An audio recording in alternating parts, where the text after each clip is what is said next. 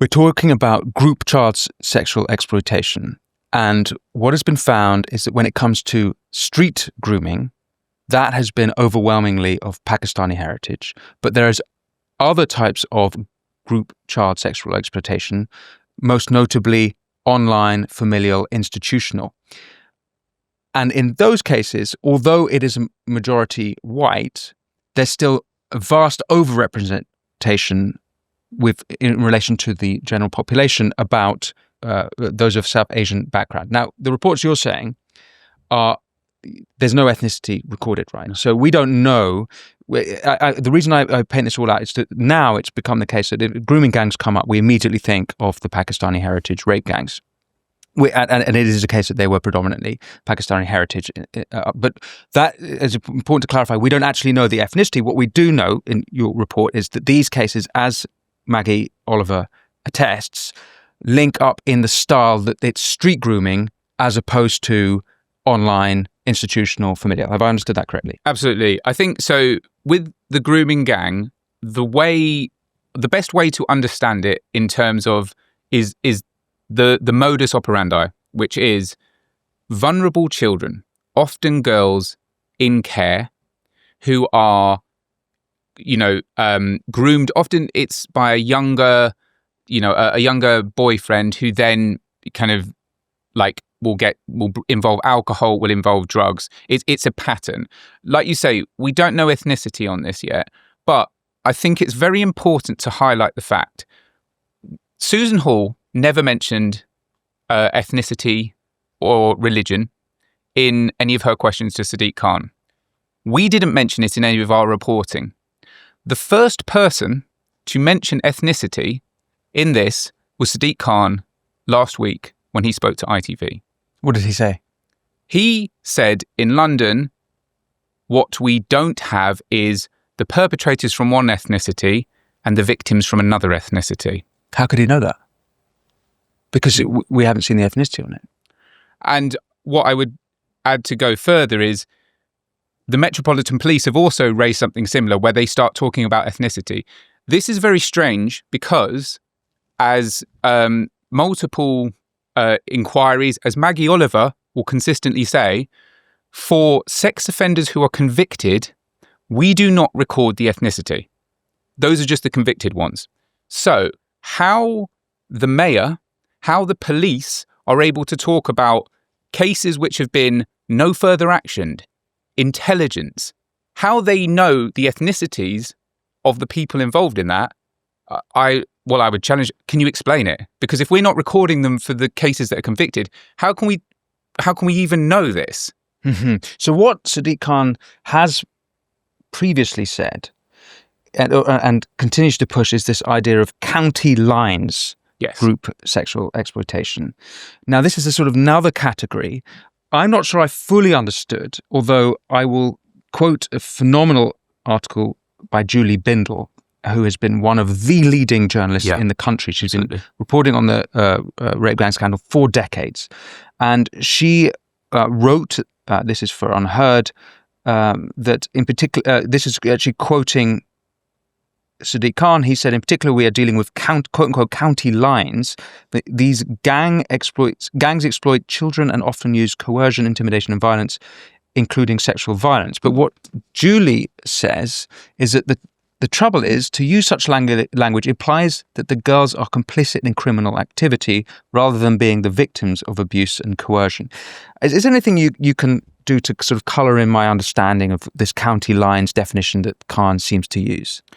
Yeah, so I think what the best way to explain it is to talk about the timeline that we get. So when Rochdale and Rotherham really blows up is probably when the BBC drama Three Girls comes out, which tells in a really kind of clear and simple way what was happening in those northern towns.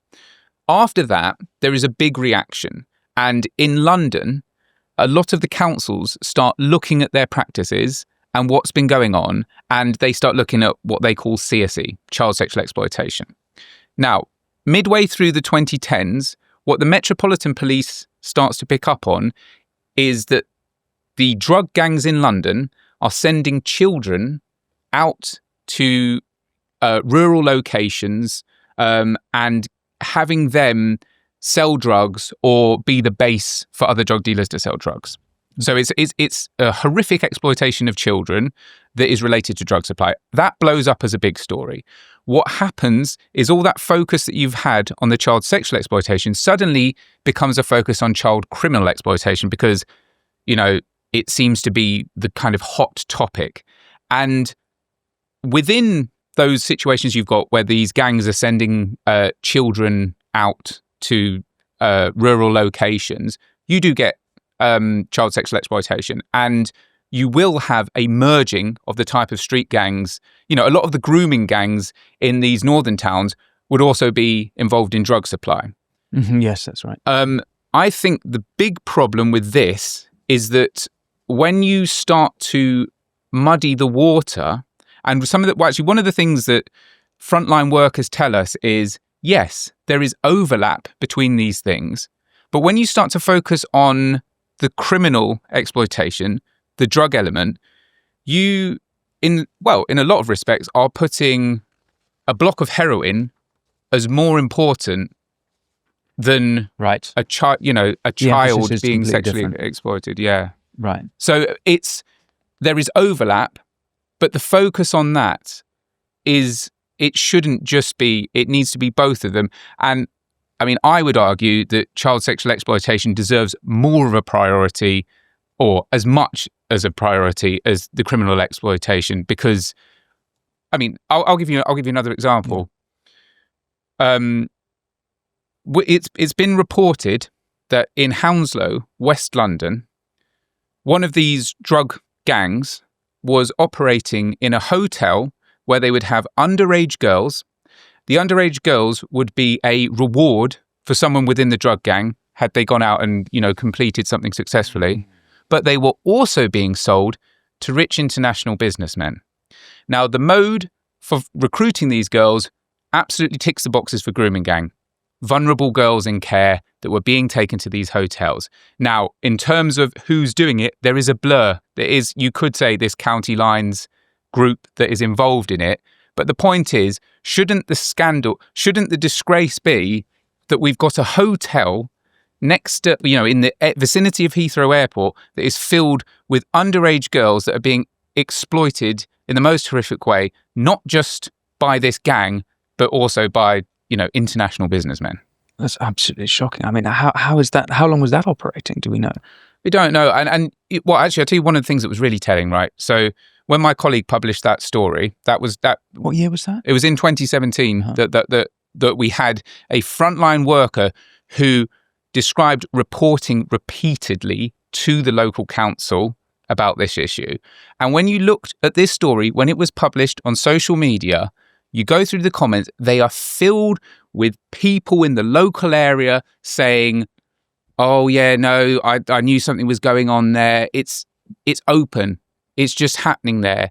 And there's this kind of denial or this kind of focus on, no, this is actually the problem. We're missing huge, horrendous things that are going on. So before we come to the change in tack and before we look at the Met Police, I think it's just worth colouring in. This is something else that Julie Bindel reported, which is that actually we have known about grooming gangs in the ilk of what's happened around the rest of the country before this moment. And it was in the public domain. So she wrote again that we knew in the case of Arshid Hussain, central to the infamous Rotherham gang grooming case, he took one of his victims to London where she was sexually assaulted by 3 men as repayment for Hussain's debts, and Mohammed Karar, convicted in 2019 in the Oxford grooming gangs scandal, trafficked his victim repeatedly to Paddington Station, selling her to other men. We also know from the Alexis Jay 2021 inquiry into child sexual abuse that grooming gangs in London exist and operate along the classic boyfriend model that you've described of procurement, just as they do in the north. But at every mention of the situation in London City, Khan insists on using county lines, as we've discussed. So it is the case that in these actual inquiries, like Alexis Jay's inquiry, it's come up. So we've sort of known, and it's not been a total black hole of information. There's just little bits of information there, right? I think, as I said at the top, it's not that we didn't know, it's that it was hiding in plain sight. It was right there the whole time. Completely right to bring in that Alexis Jay, that inquiry. One of the areas that they looked at in that inquiry is Tower Hamlets, East London. They identified 5 victims there. So that's, 5 in addition. So when I said about 11, we found 6 in those reports that Sadiq looked at. Yeah. And then there's another 5 that are in the inquiry. Okay. So, and that's the inquiry that's looking at, grouped base child sexual exploitation, right? And when you go and you say, okay, so what was the response to those 5 cases? And we went through and we read the witness statements from the police and from the local council. And the police stand up there and Alexis Jay says, why are you not recognizing these as, grooming gang victims? I'm paraphrasing from what she's saying, but essentially it's like they didn't see the groups that were exploiting them in the way that we are conceptualizing them now, or certainly since this 9,000 thing has come up, right? And the police stand up and say, well, actually, the definition for a group or a gang that we use is closer to an organized crime group. So essentially, and this was in that letter that Mark Rowley said, where he said, oh, we've been using a different definition. So the reason that it wasn't being seen and recorded is because they were going, oh, well, they're not an organised crime group. They don't tick these boxes that we need if we were going to prosecute them as an OCG. Tower Hamlets, you've got the police saying, oh, we don't see that, so we don't recognise those 5 cases. The council just has repeatedly said, we don't have these 5 cases, and essentially just ignored the inquiry. And this is why we need to be very careful about any of these future inquiries we've got, because if they can have the police stand up there and the council stand up there and be challenged on this stuff, and then it just completely is ignored to the extent that it only takes, a journalist going in and going, oh yeah, hold on, wasn't this in there all along? For it to then suddenly go, oh, maybe we have got 9,000 cases if we change the definition that we should have changed when that previous inquiry was. And, it's there. It's all on the public record. Nothing of what I'm saying, normally I have to go in and you have to find a source and you have to verify that source. It's all just there. It's all just in the public record. Thanks for watching this clip from The Winston Marshall Show. You can click here to watch the full episode, and for more clips like this one, don't forget to subscribe. And as always, be well.